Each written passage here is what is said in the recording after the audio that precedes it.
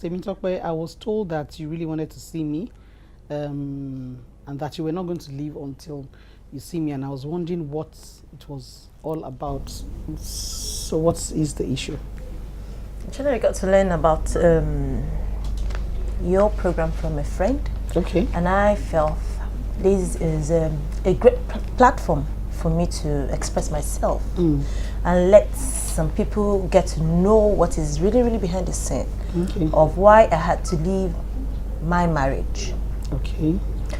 Because I had heard a lot of things that my ex had said, awful things that he has said about me after leaving the things that surrounded my living, which were not true. You said he said a lot of things about you. Yeah. Was he also violent? Because I see when you walked into my office and I saw you, I was a bit afraid, that what happened here. Was this part of what happened in the marriage as well? Your thought is really right. Okay. Because a lot of people too has the same opinion, and until I correct them, and the expression is always, "Wow, could this really be real?" Yeah. Yes, it is real. Although I was once a spinal cord patient. Okay. And which he was aware of. That was before we even met. Oh, okay. Then we got married because I got better. And the marriage lasted for 10 years. But it wasn't a palatable story from the day one. From day one? From day one, yes. Wow. It was more of a rape thing. A rape? Yes. And I went into serious depression. Oh. Do you have children in this marriage? I have 3 boys. Oh, 3 boys for him? For him. And I was always trying to find out where I made the mistake. Then when the kids started coming in, he wasn't ready for marriage, in quotes. To me, I feel that he wasn't ready for marriage. He wasn't ready. So why did he get married to you? I think because he sees his friends going into marriage. Before then, you had known him for how many years? We were friends in secondary school, not from the same school, but okay. We were friends, and he was among those guys. Happening guys in the area that came to ask for my hand in friendship, which I rejected then. Wow. Why? Okay, so he was always holding your neck, and is that what then caused this? Because you have this, you have the crutches. I mean, seems like a serious thing. Maybe I wasn't matching up to him sexually. Maybe. Okay. Because as at the time I came out from the hospital with all the pains and everything, he already knew how my body was. Because at times when I had pain, when I'm in pain, he at times helps in massaging. Okay. But that still doesn't stop him from telling me he has to come in. He has to come in. The pain. What do you mean by he has to come? As in, he has to have sex with me. Okay. And I would tell him, please, my body is not in order. I can't. But he would still insist that he has to sleep with me, no matter what. I have no other choice. It was more of a rape thing. And him tearing me to pieces, to shreds. Tearing you to pieces? There was a time he tore my clothes, all in the name of that he wants to have sex with me. What pains me a lot is that most of these were done in the presence of my boys. Yes. And when he hits me against the wall, he does it with serious pride.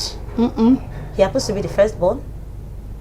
And then the brothers would call me, please, we don't want you to die. Leave.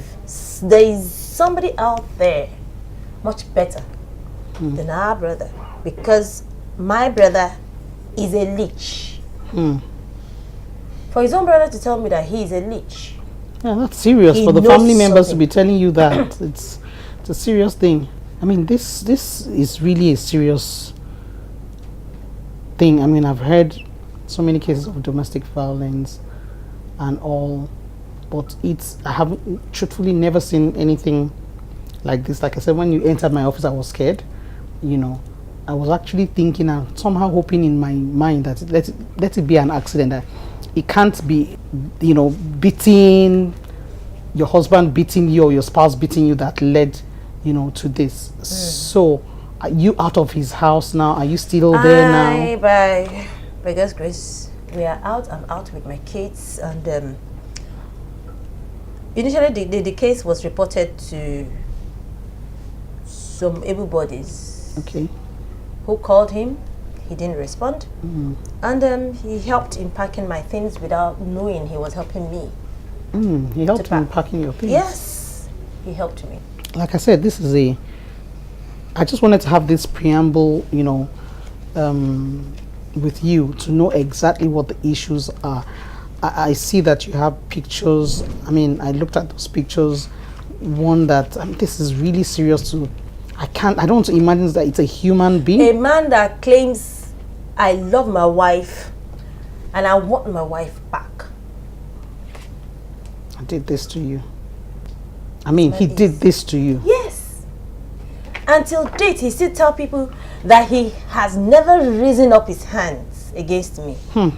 Most importantly, we are glad that you're alive. Many women have died because of this kind of thing. So thank God you're alive. Thank God you're telling your story. If you were dead, you wouldn't be able to tell your story. Thank so in God. every situation, we thank God. Right. So we will invite you, like I said, and let you know when you come, for the program proper, to share your story with us. Thank you so much for coming to Temitope. We will see what we can do, and you will pull through. You have pulled through already, and we'll ensure that you pull through to the end. Right. Thank you very much. Hello once again, people. How are you doing? My name is Yetunde, and welcome to Facing My Mistakes. Today we'll be looking at a story that relates to domestic violence, and it's a story that I take this kind of issues very, very seriously, because we've had several women that have died because of domestic violence and because they don't speak up, when it starts. And like the saying goes, there are three sides to a story. So there's the side of Mr. A, side of Mr. B, and the true side to the story. But sometimes when you see some evidence, you begin to wonder that you really don't need Mr. A side or Mr. B side to it. That is the kind of story that we're looking at today. We're going to be speaking with Temitope, who's here to share her experience with us, her marriage, how domestic violence started, how she was abused physically and emotionally, and what led to it, and of course, how she was able to get out of it. Don't let me say too much. Let's hear from her. Welcome, Temitope. Thank you. I mean, when I first met you, I was taken aback with your neck and then your own crutches and all. And in my heart, I was first hoping that this was not as a result of the violence, that it was probably a car accident or something. But then when you said this is a fallout of what happened, I was in shock. And in my head, I'm wondering what could have led to it, for it to get to this. And I mean, tell us, how did it start? Where did it start? How did you meet your ex? How did it all happen? Thank you very much. My ex was somebody I knew from my from secondary school, Okay. and then we lost contact over the years. And 2003, I had an auto accident. Okay. Then I was on my way to Katina for something, and then I had spinal cord injury, Okay. and I was managed at Igbobi.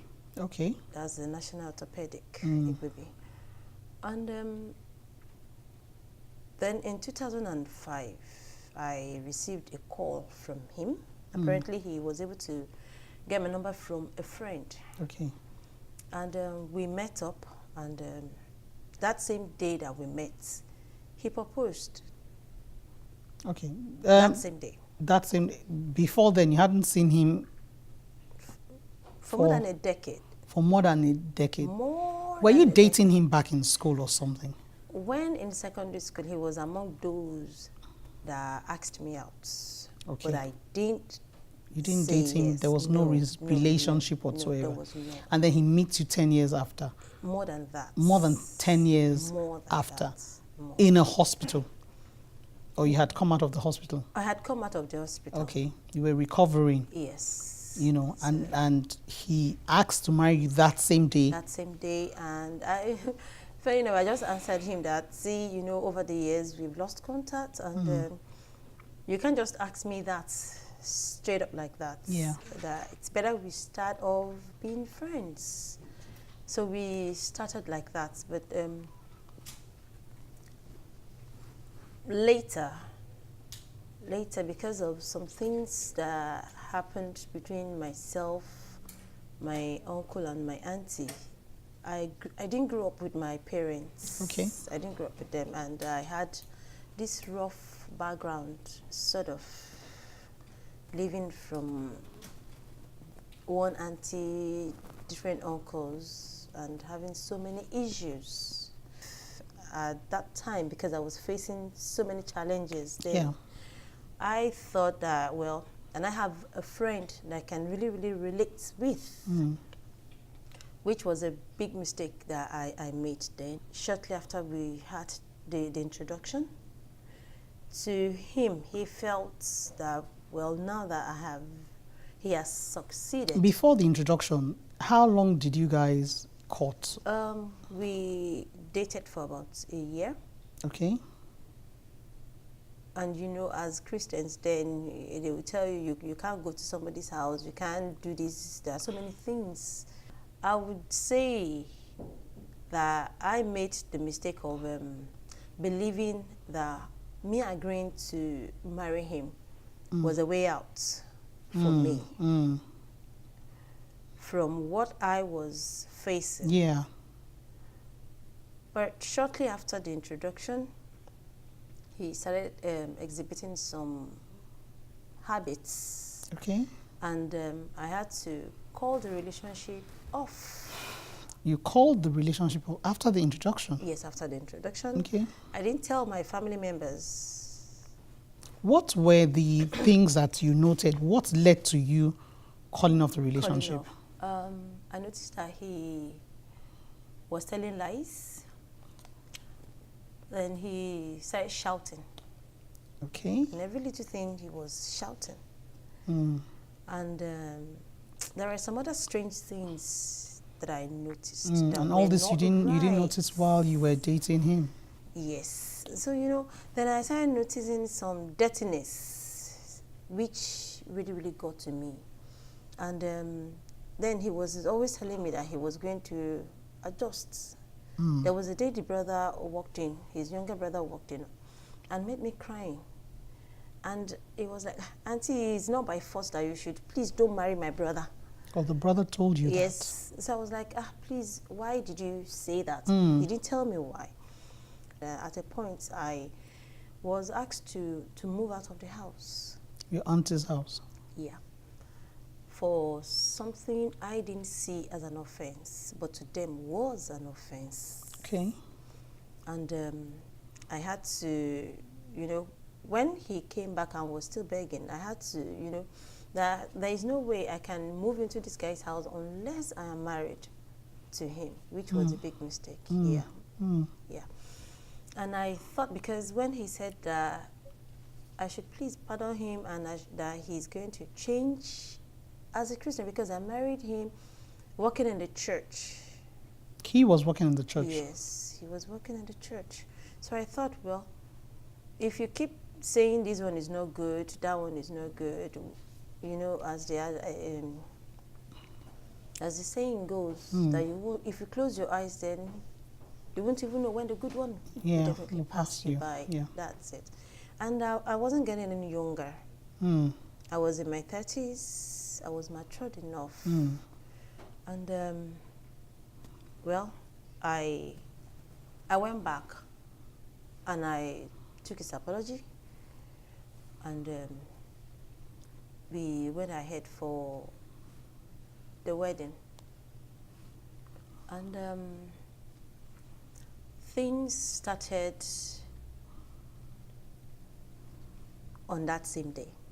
On the wedding day? Yeah. Okay, so what started on the wedding day? On that wedding night, seriously embarrassing, but I got to know that it was me, myself, and I alone kind of a thing. When it got to us sleeping together as husband and wife, I discovered that it was more of a rape thing. What do you mean by rape? He would force himself on you? You are with me. Mm. All I want is to get myself satisfied. So I was in so much pain. I was in serious pain, and I was practically shouting. Wow. Yeah. And I was holding so tightly to the bed, to the bedspread, and I was begging. On your wedding night? Yes. So, you were begging him on the wedding night? Yes. And when the whole thing was all done, I had to sit on very hot, as in warm water. Yes, because the pain that I was feeling there was too unbearable. Did you explain to him? Did you talk to him while in the act to tell him, please be gentle and all that? But he didn't listen. Okay. That was why I said. So let's assume he got carried away after the act. Yes, after the act. Did you have that conversation with him? I did. And what did he say? That maybe because we just started. That you get used to it. Yeah. But I discovered that's just the way he is. Yes, because subsequent ones was even worse than that. Wow, it was worse than that. Yes, and I had to reach out to my sister-in-law, nurse, that please, every time I meet with my husband, I'm always in this severe pain. Wow. So she told me that maybe we should start using some kind of gel. Okay. This jelly thing, and we started. But I noticed that wasn't just the problem. Him not having any feelings at all. And his is, I want to have sex. Yeah, he just wants to do it and get it over with and just move on to something else. Not love making at all. But probably because he's an Akwa man, I later learned that Akwa people, they love sex. You understand? But then, a heart-to-heart talk shows that, see, this woman is she's experiencing a lot of pain. Pains, yeah. And if you have what you call love for me, then you should share. Share it with me. But his own is always, I want it right now, and it is right now. This is the way I want it. Whether you are in for it or not, you just have to. And if not, nobody's going to sleep in this house tonight. And this anger of a thing, and you don't want all your neighbors to even know what is going on. You're like, all right, sharp, sharp, sharp, sharp, sharp. You've removed your clothes. All right, and the next thing is, yay, I'm in pain. Please, you keep begging because the pain was really, really getting into my brain. And afterwards, I would weep into my pillow from pain, the physical pain, then the emotional pain, because I didn't get there as a woman. Yeah. But he doesn't That's his own. care. Then he will tell you, well, I'm not yet through. I'm coming back. Meanwhile, you are not in serious pain. You are not yet through. As in, he's not yet through. Yes, he's not yet through. He's coming back. And you are like, with this heavy pain, as in, let me say it practically in Yoruba, bow, and you know, Wow. you are adding salt on serious injury. And you are like, God, please, how am I going to face this next one? And then he's on you again, and you are screaming seriously. You know, this time around is not a fresh wound now, and you know, goes on like that. And then I was happy when I was pregnant with the first baby. Eventually, I lost it because Did you lose the baby as a result of that? Yes. You lost the baby, the pregnancy, as a result of that. Did he know that it was as a result of that? I told him days later, and his reaction was, mm-hmm. You said he was a church worker. Yeah. What role or position was he? What was he doing in the church? He was working with the pastor as the PA. He was working with the pastor as a PA.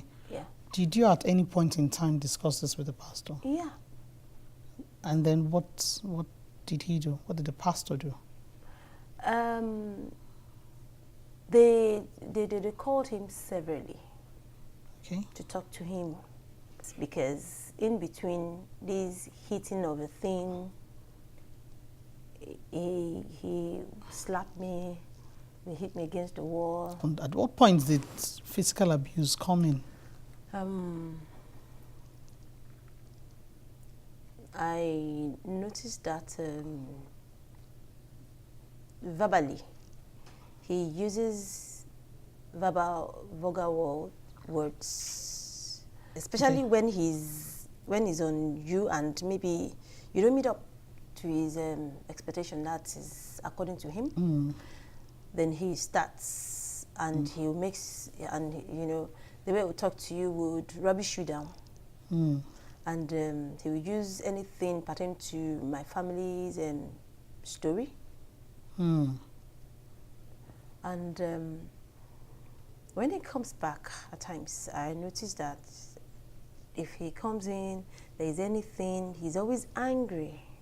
He has this anger issue, seriously. And I happens to be this quiet type, which I noticed that he really, really dwells on. On that, he took advantage of that. Yes, he did.